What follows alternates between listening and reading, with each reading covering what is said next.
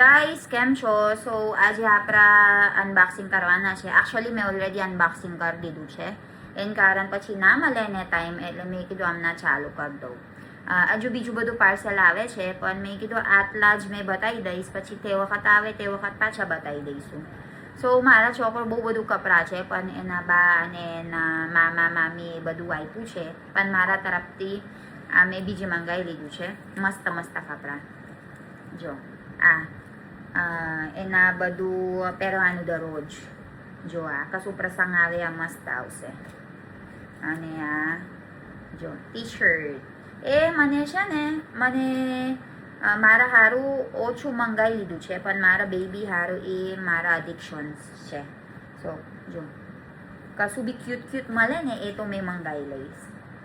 જો જો કેટલું ક્યુટ છે. આ શિયાળા આવવાના છે એટલે મેં મંગાવી લીધું છે.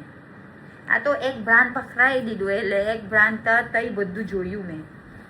જો હવે બીજું બધું હોદવાનું છે, પણ હવે બહુ થઈ ગયું ઈવાનું કપડાં, બહુ બધું થઈ ગયું, એટલે પાછા નેક્સ્ટ યર મંગાવવાનું છે એમ.